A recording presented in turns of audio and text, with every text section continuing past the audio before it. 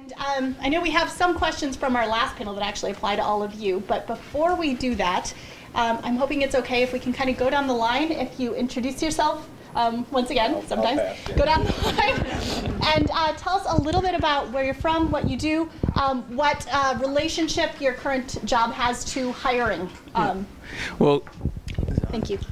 Yes, oh, that was my other announcement. Thank you, Lou. My other announcement is these microphones are attached to the camera back there, but they're not picking up in the room. So as much as you can, I know some people in the back said that they were struggling to hear, so as much as you can with your voice, you'll be holding a microphone, but it doesn't work like a microphone. Well, good morning. This is a tremendous honor to be here and visit with each of you. My name is Lou Montgomery. I'm currently the career coach at ACT here in Iowa City. And my job really relates to hiring and employment is that once you're actually hired on at ACT, at some point in time within your career at our company, you're going to look to want to develop or kind of want to grow. And ACT's made an investment in you. And my job is really to help you kind of navigate the organization, find out what your next career will be at ACT, and really help you design kind of where you fit within the organization so you can continue to have that growth and experience throughout the remainder of your tenure with ACT. So I'm the career coach at here in Iowa City and love what I do. Thank you. Good morning. I'm Nancy Quellhorst. I'm the president and CEO of the Iowa City Area Chamber of Commerce. It's great to see so many of you out on a Saturday morning. I know there are so many choices for what you could be doing, so thanks for joining us. At the Chamber, we foster a better business environment. We serve all of Johnson County. Members voluntarily join the Chamber, and we have about 1,000 members we serve, from the very tiniest companies where we have a company of 2 people that wash windows, and on the other end of the spectrum we have Procter & Gamble and ACT and Pearson and large employers. So for those businesses we provide advocacy both at the federal, state, and local level.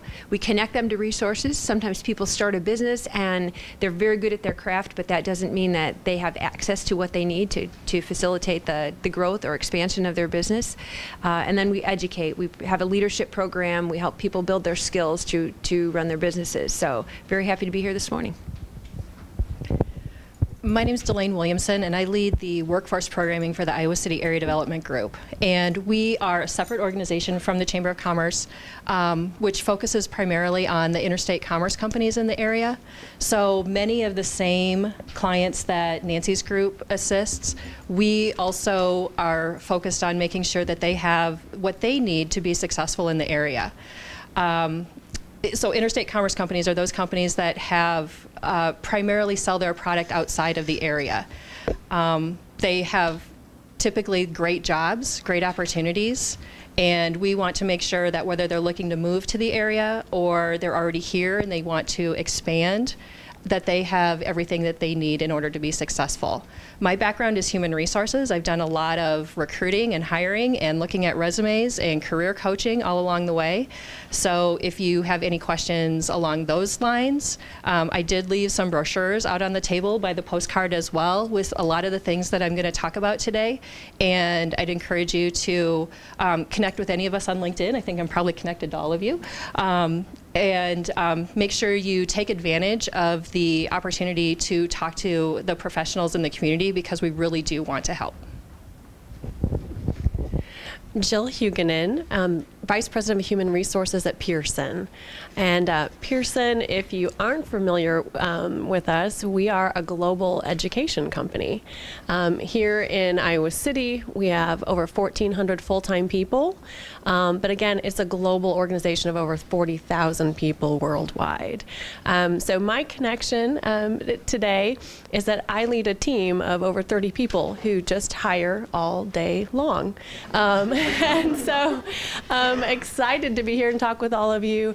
Again, there's all sorts of opportunities, certainly here in the corridor, and again, expanding that wherever your interests take you.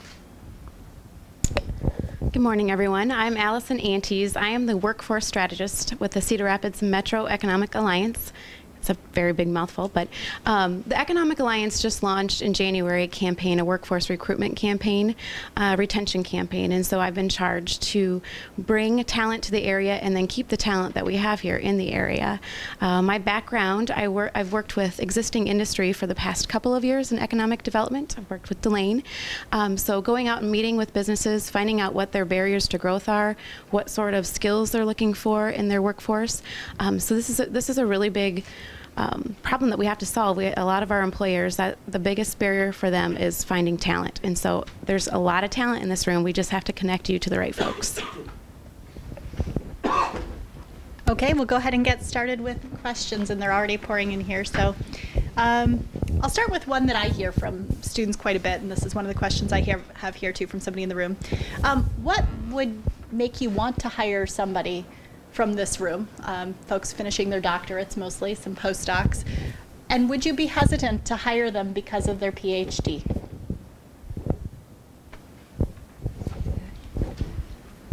I think one of the things that is sometimes overlooked, particularly by people with graduate degrees, is passion for the work. There are people who come with great erudition, they have great training, they understand their craft really, really well, or the theory, but I think having that passion for the particular job for which they're making application is really important. There are times when I get, or business leaders with whom I work, get kind of the widespread, casting a very wide net for a job, and it comes through really quickly that people are just looking for a job. And so regardless of how intelligent and well-educated somebody is, I think seeing that they have passion for the organization or that particular job is really critical. The employers want to hire the best person. So you need to do what you can to stand out and just make sure that they know that you're interested in their company. There's really no excuse not to do some research on the company and be able to tell them how you can help them solve a problem. That's really the number one thing that they're looking for, is to bring somebody on who can help them with the issues that they have at hand that day. For us at Pearson, when I'm looking at people with advanced degrees in education, there's often a leadership opportunity. Now, whether that means actually leading a team of people or being a subject matter expert, there are many different career tracks. So yes, absolutely. In a situation where our customer base, for example, would be a State Department of Education, and they want to know that the people who are coming to talk to them in their role bring that level of expertise and knowledge. Absolutely, again, it's important to have background when you come to an interview and know what the company does and be ready to talk to that. But again, we've got, I looked last night at our company's job postings online. Anyone can go there.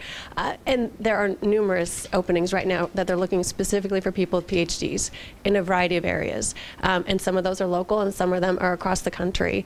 So there's absolutely an opportunity. And I think it's really about each of you finding the right fit for what you would like to do and that passion that's been discussed. They've given you great advice. I guess the only thing that I would add to that is, while it's really important that you do a lot of background and research on the company, I would also encourage you to really look at that job profile or that job description that you've received, and really take a look at that and see how you can transfer some of the skills that you've worked on over the last several years and really make that something that the employer understands.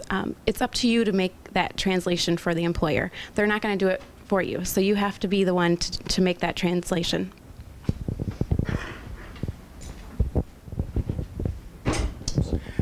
Yeah, and I think that's exactly right. I think the panel that's spoken as far as really giving you some really good advice. One of the things I'd recommend too is, by having the advanced degrees that you have, there's both a pro and a con. And the pro is that obviously you have that advanced knowledge and that advanced research and background. But the con is sometimes your view that sometimes that view is sometimes skewed by the fact that organizations will kind of shy away from it, because either you want more higher pay, or you expect higher benefits of some sort. And again, we're looking for the best talent. At ACT, one of the things that you're going to fit in really nice with what we do because of the nature of what we do at ACT. So we're going to look at that advanced degree in a very positive manner versus looking at it maybe in the corporate world where sometimes that could be a little bit of a hindrance for you.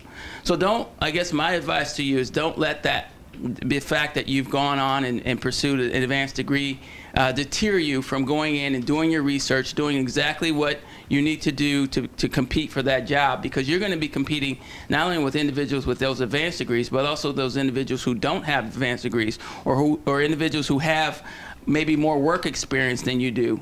So don't let that be a hindrance. Go in with a positive attitude. Go in with a high sense of the fact that you've done your research and that you're ready and prepared to do the job. And that's probably the best advice I can give you.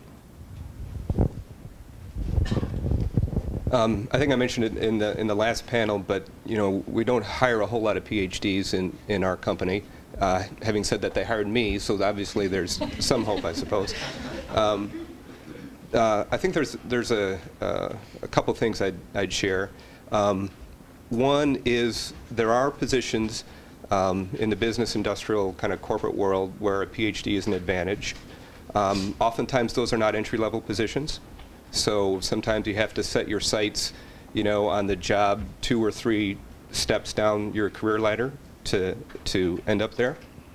And the other thing is that I think companies would appreciate the advanced degree if it's in an area that is closely aligned to their business. So, for example, in my business, we do food manufacturing, beverage manufacturing. So, industrial engineering is important, mechanical engineering is important, health, safety, and environment is important. Actually, milling science is important for us at Cedar Rapids. R&D in food science and nutrition and those kind of things. So you might think about targeting companies that have a interest in your area of expertise, and that might be you might get more reception from them. Next question is about leadership experience, and this is something that students have a lot of questions about. They know it's something that people look for in positions. They don't always have leadership experience if they've gone to grad school right after undergrad or really recently. How important is that leadership category to you, or that idea to you when you're hiring? And do you have any advice for students wanting to get this while still in graduate school?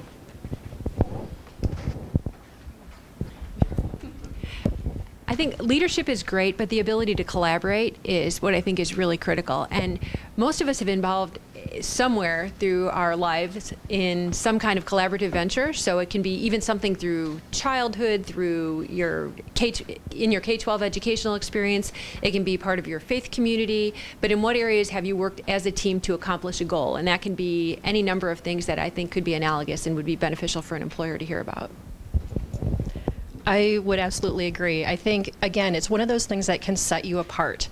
If you have been in a club on campus and you were the secretary or the president of that organization, those are transferable skills that you can share with that employer. You might not have had a paid position, but if you have taken on extra things, that will make an impression on the employer. I agree with the concept that you don't have to come already having large amounts of demonstrated leadership in big formal ways. But absolutely the ability to work with people, as simple and almost silly as that sounds, it's a really big deal.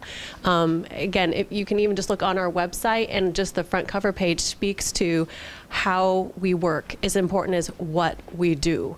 And again, you can get a sense of culture in every different company. Websites, the internets are amazing tools. You can learn a lot. Read those websites before you apply and before you interview for sure. See how companies describe themselves.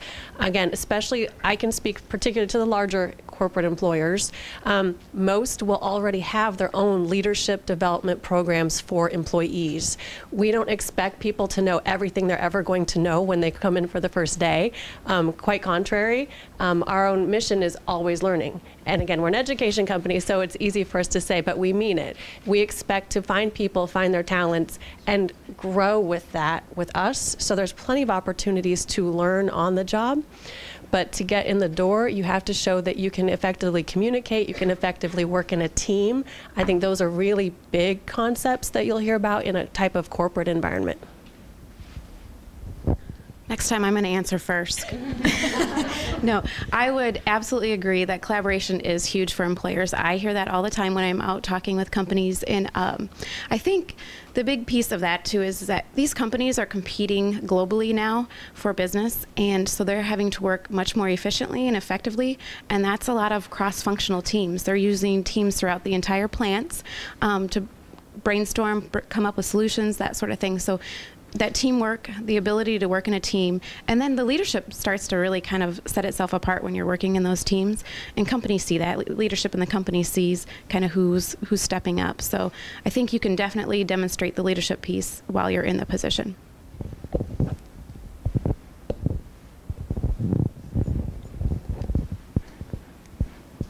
Everyone is already taking all the good answers.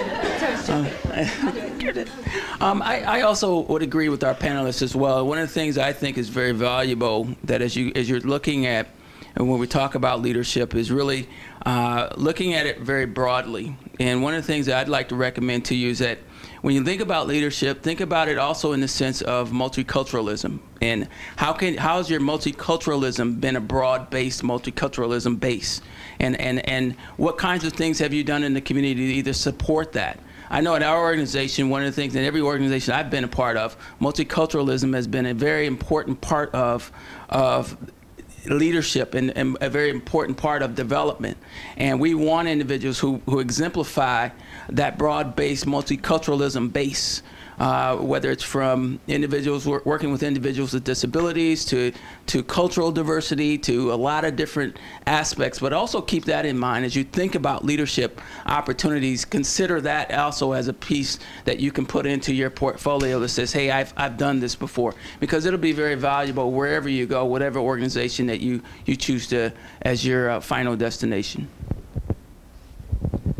Just to add one little comment, you know, if I was interviewing somebody with a PhD talking about leadership, I would really expect them to talk to me about how they were a leader when they were a TA or an RA, you know, because that's something that you're already doing already. Probably you're spending a lot of time doing that. And so, you know, I think that's a really good thing to highlight in an interview process. We have a series of questions about internships, and so I don't know if everyone is able to speak to these or not, or who would like to speak to these, but we have questions about whether you would advise students to do internships, if in your experience internships do turn into jobs sometimes, or provide them with the skills necessary to apply for another job. I jumped for that. She was anxious as she heard that. So you know my answer already. Answer would be yes. I would encourage an internship opportunity if it presents itself. From my standpoint, it's multiple opportunities. So it's an opportunity to gain some corporate experience should you come have an internship at Pearson or another company. It gives you more stories to tell. Again, even if that's not really maybe the company that you want to work with long time, having, again, that experience to relate helps build for the next time when you are perhaps at that interview that you really want.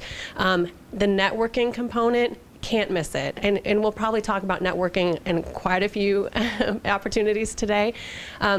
If you working with people, maybe they're other PhDs, you know, in our situation with psychometrics, you'd be surrounded by other PhDs, and that is one opportunity to network in that field. They've got great advice. You're meeting with all sorts of people that can help you, again, in that next bridging gap.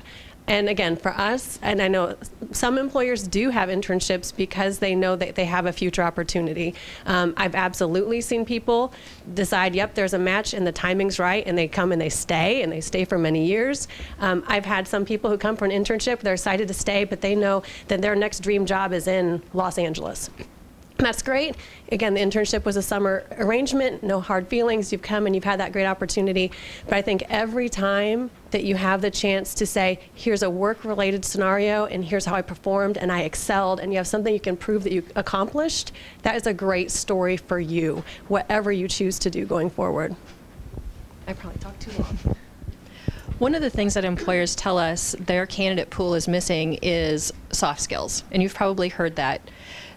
doing an internship and having the opportunity to be in a work environment and see how they operate and see the politics that happen inside an organization and learning how to navigate those things, those are things that you can't necessarily learn in a classroom. And those are things that can really make a difference whether or not you're successful long-term in an organization. So I think an internship is definitely one of the ways to pick up those skills. The best way to get a job is to know somebody. And so there are different opportunities to do that. Interning is certainly one good way to establish a relationship with an employer and employees in the organization. I would also suggest that you find ways to capitalize on the relationships that you have with people you know.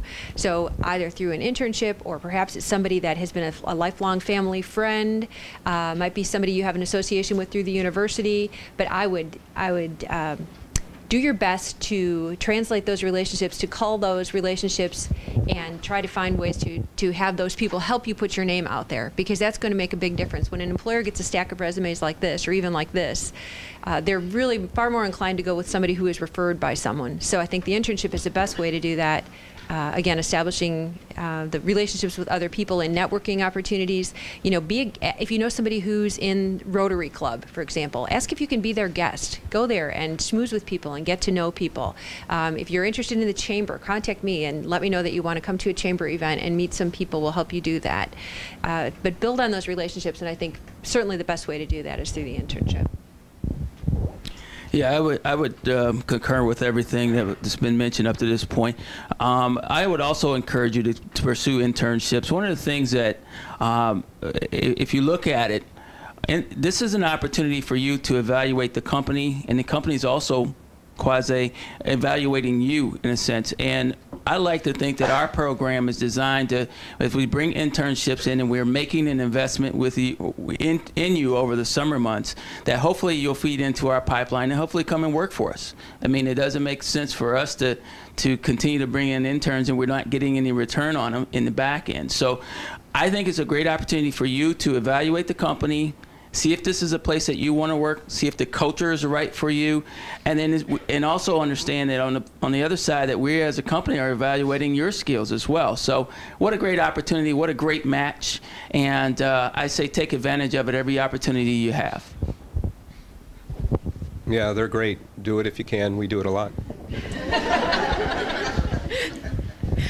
Nancy sort of brought up this point, and I think it's a really good one. I'd love to hear some other thoughts on this.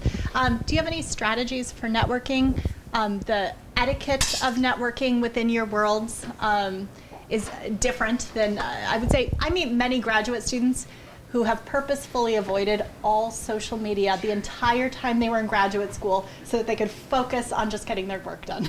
And I meet them sometimes even in the last semester, they'll say, no, I haven't done any of that stuff.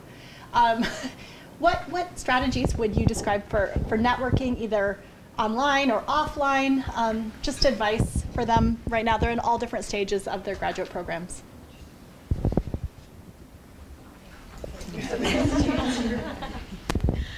Networking is going to be vital for finding the position that you want. I would say in terms of online social media, that sort of thing, that's important, but I will encourage you to reach out to people and have those one-on-ones, have a coffee meeting, because while LinkedIn and some of those sites are fantastic for showcasing your skills and your skill sets, having that one-on-one conversation with people and who maybe they would suggest you meet with in addition to meeting with them, that's really how the corporate world works. And so I would really encourage you to not be afraid of just don't hide behind the technology and actually get out there and talk with folks.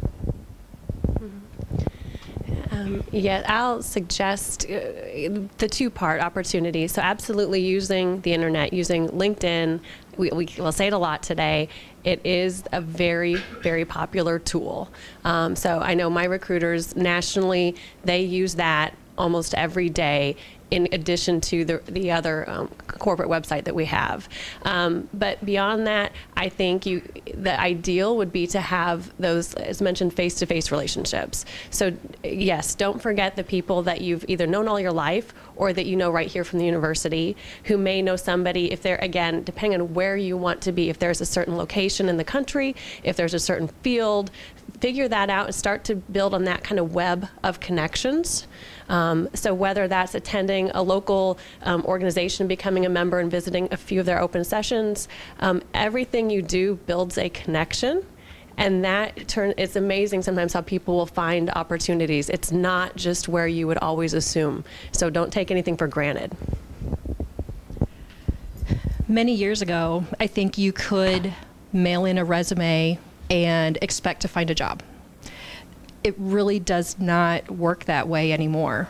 Not that it never happens, but the people who are finding opportunities more quickly are the people who are sending in their resume, but then use your contacts on LinkedIn, build your network on LinkedIn, and be an active user, an engaged user of LinkedIn. Don't just expect that things will come to you.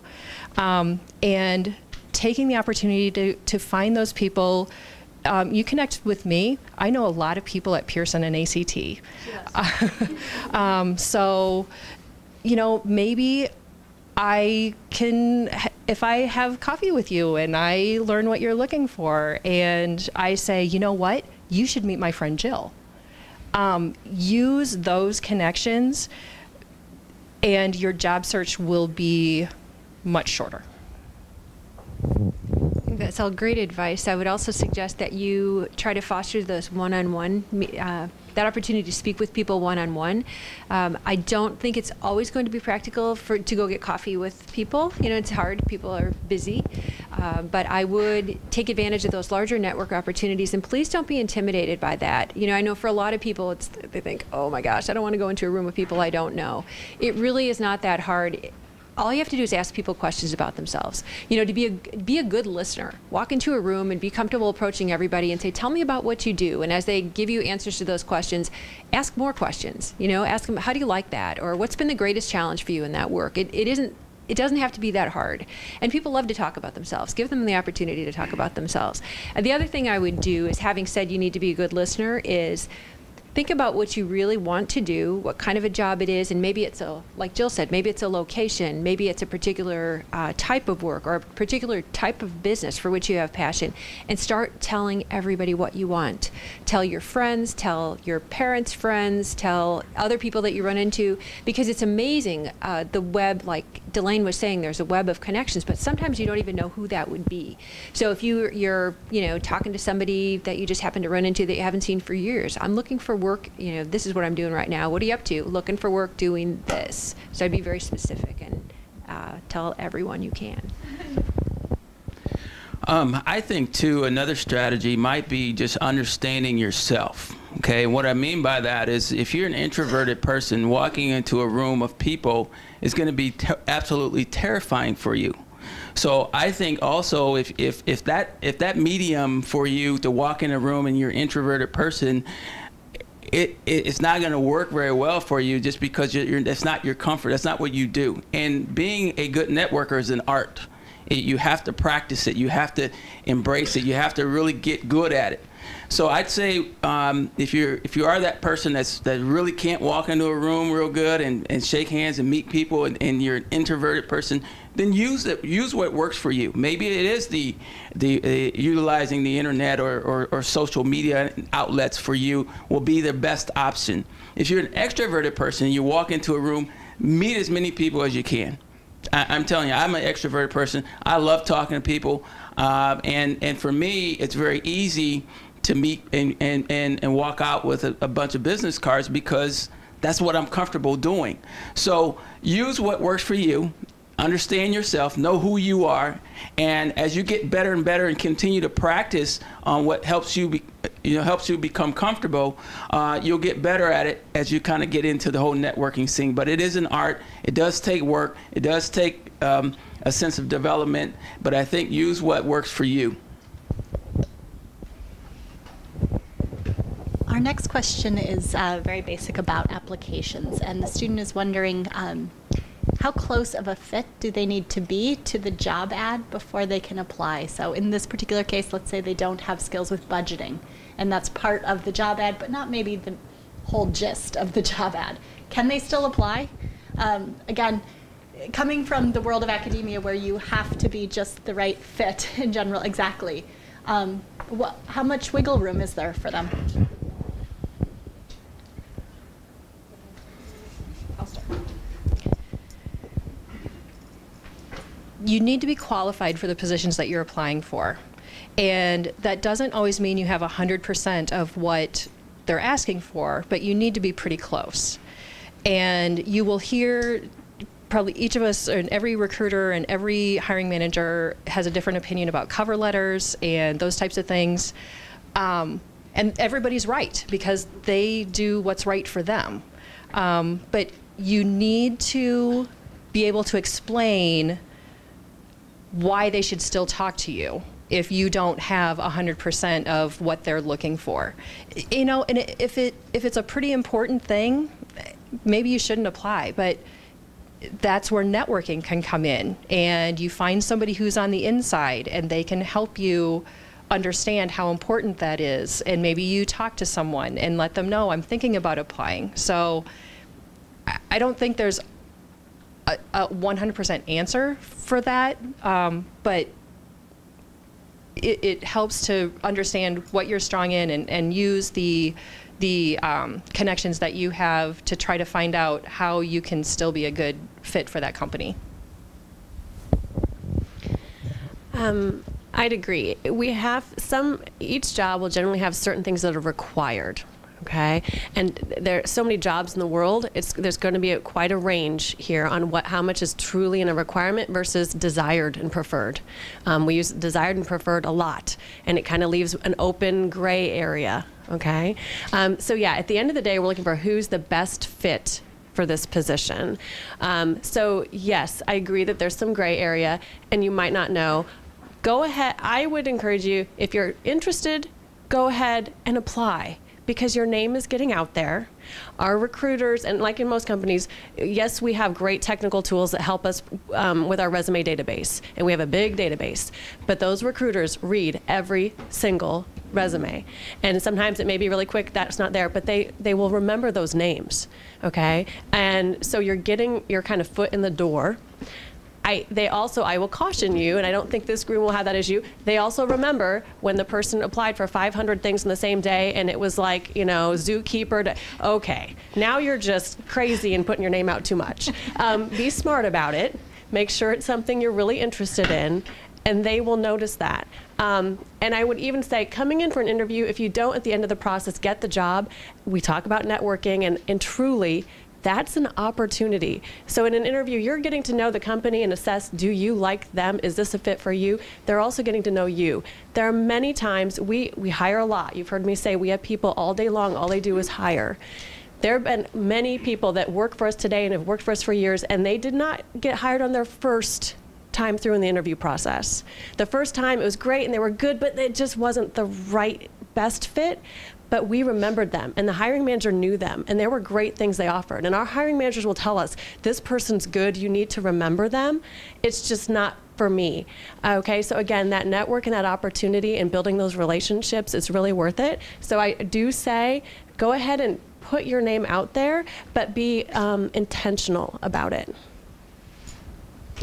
The only piece that I would add to that is that I would encourage you, I mean, if you have the majority of those skill sets, to absolutely complete that application. A lot of times, especially these companies, if they're good recruiters, you're not a great fit for that position. You might be a great fit for some other position that they actually might have open right then and there. So I would just encourage you to go through that process, and a lot of times those recruiters are really, really good at picking up skill sets, and there might be another opportunity there. So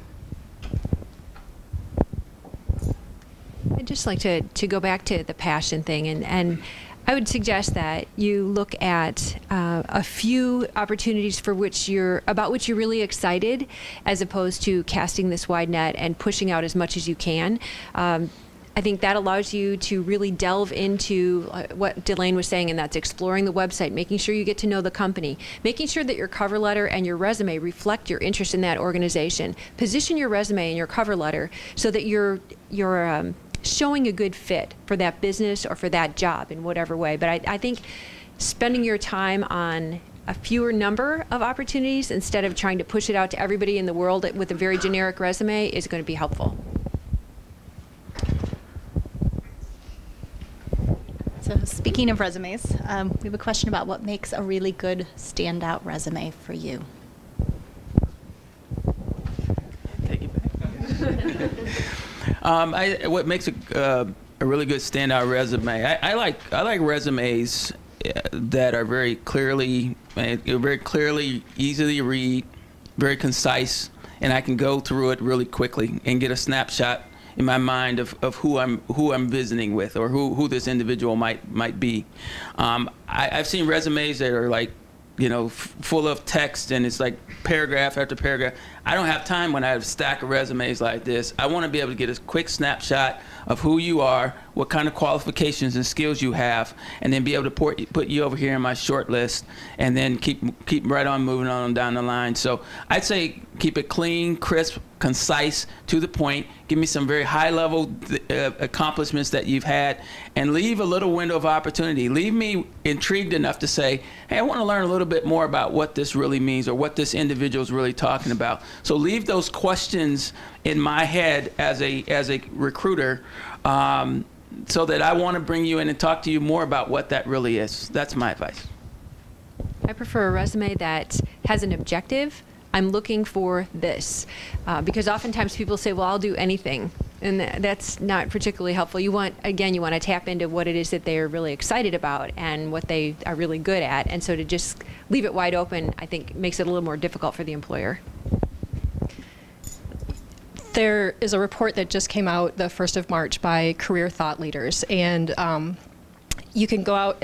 It was a group of recruiters and hiring managers who got together and just talked about resumes and cover letters and all these things that are coming out. And one of the things that they've said is there is definitely a trend to being more succinct, just like Lou said, making sure that the recruiter that is trying to fill hundreds of positions in multiple locations, they used to spend 20 or 30 seconds on your resume. They're probably spending less than 10. So you need to be very intentional about the words that you use and show them that you can help them solve their problems. Yes, in line with what's been mentioned, I would suggest, I would not say you need to have 20 different versions of your resume, or every single time you apply for a job you have to rewrite from scratch. But there is something to be said about making sure the resume fits the job that you're applying for, okay? Somebody, especially with the variance of experience, you can tailor that when you know what the job's looking for and you know what the company says they're interested in. Make sure those points come out in the information you're providing. As a recruiter who's done this for years, you can tell pretty quick when somebody's just kind of rubber stamping and throwing the same resume at everybody for everything in the world, or someone who took a little more time, and this one is really kind of coming in the niche of what they're asking for. I guess I would only add that don't be afraid to get assistance with writing your resume, because I think that not everybody is, that's something that we do once in a while, so it's not something that we do on a daily basis. Don't be afraid to ask for help on that piece, because I think that really is, what Delane said, with less than 10 seconds, recruiters looking at your resume, you have to make a really good first impression in 10 seconds. That's kind of hard to do when it's on a piece of paper. So I would just encourage you to get some assistance with that and get feedback.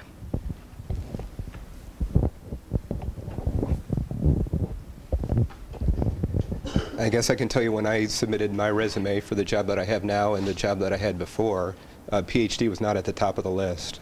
So, in my industry, work experience, leadership talents. Somebody said, what you're looking for, be very specific. I would lead with all those things, and then have my education, then maybe my publications after it. So you take the academic stuff and you move it to the end. So at that point, then, you know, if they like it all the way up to that, then it's a bonus, you know, that shows that you're hardworking, intelligent, thoughtful, all those kind of things. But you know, if the PhD doesn't directly apply for the job sought, I would put it a little bit later on in the resume. I just want to add one quick thing. Delane was talking about how infrequently people hire just from receiving a resume in the mail. I don't know about any of you, but I have not had a job that I was hired for that I sent a resume out for. Have you guys had? I've never just sent a cold resume out and received a job that way. Every job I've had has been because somebody let me know that something existed and they wanted me to apply for something. The one I had wasn't a good fit. There you go. Just 2 cents. Nancy, you just predicted the next question, basically. So I'm scrambling around here, but I will add the other part that the student asked. Are the jobs that they see online, I guess this is a skeptic's question, are the jobs that they see online really open? Is there somebody within the company a lot of the time that's going to move into that position, so it wouldn't make sense for them to apply anyway? You get the gist of this question. How much of that, and I think Nancy partially addressed that, how difficult it is to sort of send in a resume cold. But what kind of advice around this would you have? At least in our company, those jobs are very real. Okay. So, I mean, I got my current job from responding, I think it was at monster.com, kind of a thing. And also, again, particularly for PhD people within my company, you're not going to get a lot of interest going to the career fairs and things like that. So I usually come to Iowa a couple times a year, you know, to do the career fairs, both on the engineering and on the business side. And occasionally I'll talk to people with PhD degrees. But when we come to those events, we're not looking for PhDs, okay? So the job board, at least in our company, is where you're going to find those things that will value a PhD. So I think that's a really good place to look. Yeah, I would agree too that the positions that we have posted on our website are real positions. If we are going to do anything internally with our internal folks, we'll typically post it internally first, and we'll kind of scan through any internal talent that we might have, and then if it goes external, then that it really is an actually true position that we have available. So. So yeah, what you see is out there is real, actual positions that are posted, and we're looking for the most qualified candidates. I would say the qualified candidates is really important, but I think tenacity is really important too. I just hired somebody about 4 months ago who was highly overqualified for the position, and I dismissed her resume. She contacted me and said, I really want this job. I had a phone conversation with her because I always interview people by phone before they come in for an in-person interview. And she convinced me through just her tenacity. It was appropriate, and it's not like every week she was calling me, but every couple weeks she was calling me saying, I really want this job. She was, again, overqualified. She'd been making more money, but she had passion for the cause, and she just convinced me. So I think tenacity is a critical thing too. And I think the jobs that you see posted on company websites, those are definitely jobs that they have open and they are wanting to fill. There's a website called linkup.com, LINKUP, and it pulls job postings off of company websites. So that can be a way also to search by zip code. There might be companies out there that you've never heard of that have jobs out there that are looking for good candidates. It doesn't pull positions off of Monster or Hot Jobs or any of those types of things, which I think is probably where the skepticism comes from, because some of those sites, you don't know how old those positions are or how real they are. But if you see it on a company website, you can be pretty sure that that's something that they're actually looking for. Yes, agreed. As mentioned, I think a lot of employers, there's time and money invested to put out an external job ad. So those are very real. When we want to only look internally, our technical systems allow us to just do that, and you would never see what we post only internally. So if we're putting it on our external website, it's very intentional.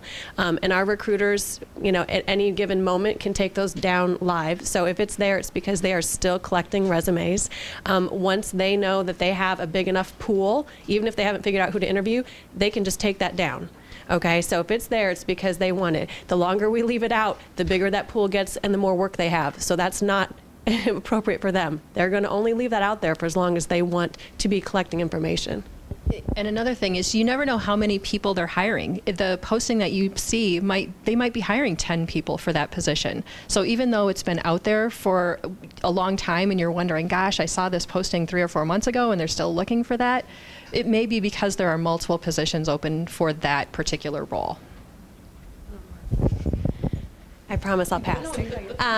I asked my recruiting team, I let them know I was coming here, and I talked to our vice president recruiting. I said, what messages do you want? And related to tenacity and I think patience, I don't know if that's the word you used, they said, please let them know there's so much happening behind the scenes. It will take longer than you think. Think how long you think it should take and maybe double it. It will feel like it takes forever because the second you send your resume, then you're waiting and you're thinking about that job. It just takes a while because the hiring managers are crazy busy because they have an empty job in their team and they're covering for it, or there's corporate stuff happening where the manager, all sorts of things drag this out. So their response was, please tell them to be nice. So we know applicants can get really feisty and our recruiters are just doing their job. So they said, understand, and don't feel like it's not happening. You will hear back. In this day and age with technology, you will get a response one way or another. Often it's just a confirmation in the first 24 hours, yes, we received a resume, stay tuned. And then at some point they will tell you, yes, I want to do a phone interview, or no, we've received resumes we want. So just please be patient because it's a little bit drawn out in the background. Our next question asks, next person asks, it's usual that a candidate with a PhD will have less experience than another candidate that had been working during those years. How might a PhD compensate for that in their application materials? What would they tell you that might be convincing to have you look at them twice? Just one quick comment. I think I would suggest that the number one thing to convey is, why do you want to work outside academia? Because the supposition is, while this person has put all this effort and energy and expense into getting this advanced degree, why do they want to deviate from, I think, what would be the normal course? And what can you do once you are up to speed, because it will maybe take longer for you to get up to speed? What can you do that the other candidates cannot do? I would say there's 2 elements to it, depending on the type of job you're looking for. There are some careers, again, in the corporate environment that are designed for PhDs. And so in those cases, there are jobs designed as associate research scientist or fill in the blank. They're designed for that career path. So that would be, I think, one answer on how that they're prepared and they're expecting that, and they're expecting to train you in certain ways. In areas that aren't necessarily requiring a PhD, I think it comes back to speaking to your strengths. Look at what you have done in the last 10 years, whether that's, again, working with a social organization, with clubs, in your, with your religious affiliation. What have you done where there's something that you've led a project? And think creatively about what that could be, because I'm sure you have all done it, and you just have to think it may not have been in the corporate context, but how have you used those skills, and how can you show that because of your determination and ability to see things through and your attention to detail, how can you serve this role? I would just agree, and it goes back to that translation piece, taking your experiences and really making that translation for the employer of your experiences, and looking outside of just your education, looking at the volunteer aspects that you've been engaged with, those sorts of things, because those are all, they all relate to for an employer, and I think it shows, at least an employer, that there's a balance there too when they see those sorts of things. I think too, in agreeing with the panel as well, I think too you can obviously take and highlight your research work that you've done, any kind of work that you've had here on campus with regard to your teaching capabilities and leadership skills, things that you've done in the community, all the things that have already been mentioned. But I think it really goes back to the word tenacity and really representing yourself outside of just this one-dimensional individual. I think you have to show that you have the kind of wherewithal to get out in front, and that you have that leadership skill, and you have those qualities that organization is looking for, and being able to explain those things to that employer up front. And that's what I mean by going out and doing their research about the company, what's important to them, and being able to explain how your background fits that particular personality of that organization. And I think if you can do that, then I think you'll be strongly considered for those roles. I think there's a big difference between following through by saying, do you know when you're going to have an answer for this? Have you made a decision yet? That's very different than saying, I just want to reinforce my interest in this job. This really means a lot to me. This is what I really want to do. So I would follow up in that way. I think one of the keys might be, as I think about doing my dissertation and everything, as to who made sure that your dissertation got done, right? It was you, right? And so I know one thing in the corporate world that we like to find is people who are driven, if you want. We call them self-starters, right? So the people that don't need to be told what to do, right? They need to be given an area to work and maybe some objectives and opportunities, and they figure out a way to go and make that happen. And to me, completing a PhD is a really good showcase that you are motivated, driven, and a self-starter. And I would highlight that. Relates to our next question. How much, if at all, should a candidate bring up their research or dissertation, their sort of research area from grad school? And of course, this is somewhat contingent on if they're applying, within their field or into a totally separate field. But let's assume for a moment maybe into a separate field, not immediately related. They're an English PhD applying for a job within the community that's not directly related. How much should they talk about that, say in a cover letter or something, for example?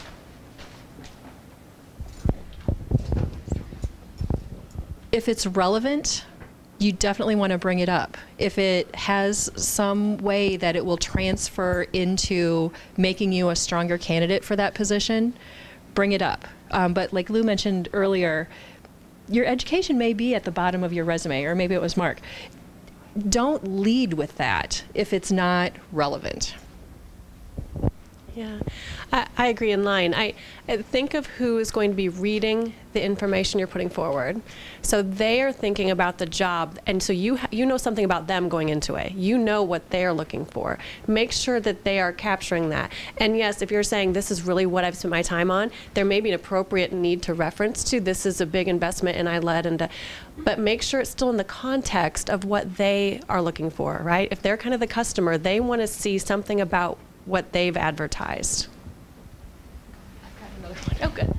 I met with a group of undergraduate students earlier this week, and one thing that I told them, you have to keep in mind, it's not about you.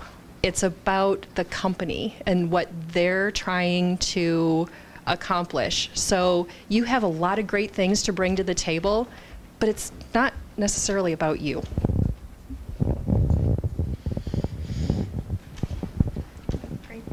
Okay, we're drawing to a close here, but what I'd like to do is take just a moment, and anybody who would like to offer some advice, or you're looking out at an incredibly talented room of folks who are not all necessarily completely committed to non-academic careers, but some are more committed and some are thinking about it. Any thoughts for them? Any advice as they go towards this possibility about the job search or about non-academic jobs, working worlds? I'm just going to key off something that said before, and that was about passion, and that does come through. I think it is a good strategy to send out fewer resumes or cover letters that are better targeted to what you really want to do. I think that comes across. Well, we'd love to have you come work at ACT. But also, I think the passion, I think you've heard a lot of great information today. And I think one of the advices, or at least the advice that I'd leave you with is, understand who you are, understand what you bring to the table, be able to articulate that very precisely and very concisely, and be confident. I mean, I think you've gone through an immense amount of education. You should be proud of what you will accomplish or have accomplished, and don't shy away from that. I think you're all very talented people who have something to offer to businesses and companies, and be able to go in there with a high level of confidence and be able to express that. And And if there's anything I can ever do to help you get to that level, don't hesitate to reach out to me. I'd love to be able to help you develop as you move on to your next career. Just have a couple resume or interview tips. One is you want to frame everything that you say in a positive light if you can, but I would also speak with candor. You know, when I watch people try to work themselves into a position for which they're not particularly well suited, but they talk themselves into it, or they talk their employer into hiring them, there's this disequilibrium that exists, and they don't do well, and they're not really very happy. So I would be as honest as you can be, but still be positive as you're forthright about what it is that you want to do. And the other thing, you can probably tell I'm a pretty loquacious person, but when I interview people very often, they will answer so well. I'll ask a question and I'll be so impressed by the answer that they give, and then they just keep talking and talking and talking. So prepare yourself to be comfortable with silence, because it's okay to give the answer and then just stop. You know, Allison led with this when she introduced herself. One of the biggest challenges we have right now as economic development groups and chambers in the area is that employers do not have enough qualified candidates. So folks like yourselves that have advanced degrees and all this experience, they're going to be very interested in and at least entertaining the thought of bringing you on if they think they're going to get more productivity out of you in a position. So take advantage of making connections in the area, talking to other people, finding out how to make connections into the companies.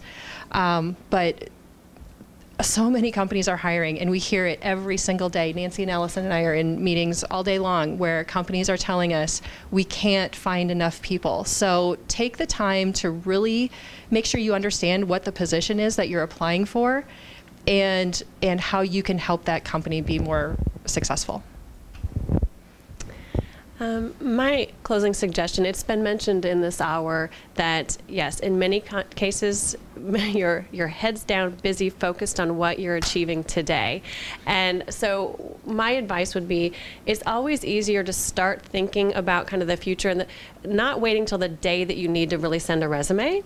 But if you have the benefit of, it's going to be a year or two, if you think you're interested in something maybe in a corporate context outside of academia, give yourself the benefit of a little bit of exposure to that, to the level that you want, so that you have some reference points, so you have some familiarity. It can be as simple as, I don't know that I'll ever want to work for Microsoft, but there's big, and I like the idea of big, so I'm just going to start kind of following them on their Facebook page or Twitter. I'm going to have a clue of what is going on in that company. How do they talk about themselves?